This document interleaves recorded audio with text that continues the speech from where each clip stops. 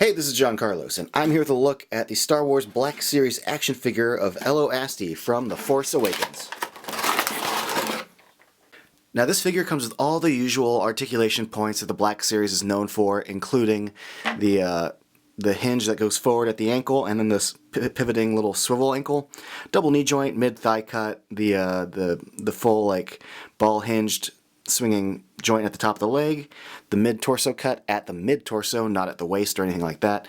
The hinged shoulders, the ball hinged shoulders, the ball hinged swiveling elbows, and then the swiveling and hinged wrists that swing inside and out.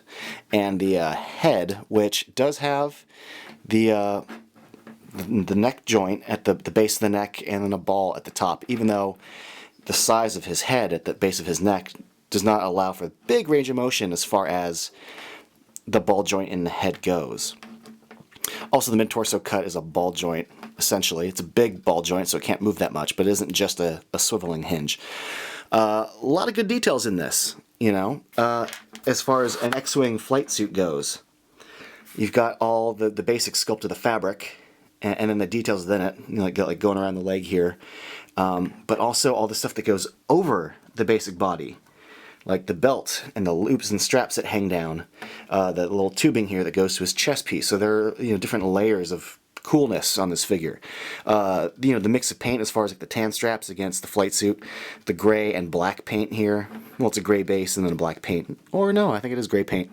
But yeah, good use of colors here. Even just like the white and a different, you got the cream and then this sort of like off gray white here and then a brighter kind of bluish white here. Good contrast of white colors here. And then like just the painting of the stuff on the box on the chest looks good. You know, the Old Republic logo, Arabesh on there. Nice details. I like the little details of the texture of the flight suit. It's a very, you know, it's not smooth, you know, plastic. There is a nice little tiny texture to it. And then just all the wrinkling of the fabric going along the sleeves and stuff. I think it looks great. And then you get to his head, which looks pretty damn good in my opinion, as far as a sculpt of like a, you know, leathery alien skin goes, and just like the little wobbly stuff hanging around his mouth looks good. The nostrils, the wrinkling of the skin along his cheeks areas. It was great, and this is a pretty good paint job. I saw two in stores.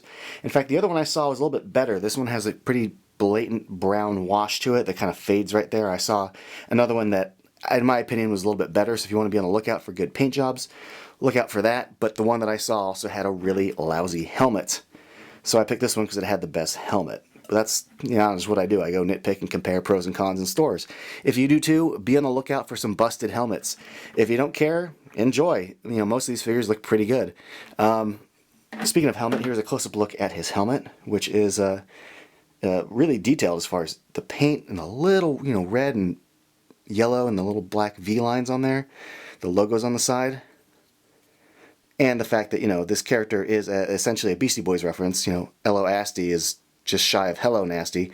And in Arabesh on his helmet, it does say Born to Ill right there. And I like that they included that really tiny on this little helmet that he comes with. Good attention to detail on Hasbro's part. Also, the blaster he comes with looks great. I like the kind of coppery gold tone to it. The little wash on the handle, silver paint. It's a good looking little blaster. I really like how well the helmet fits onto the figure. It doesn't feel like extra big. It actually fits really proportionally. I think it looks great on the figure. His eyes can be seen through the helmet lens, so I think that's a nice touch.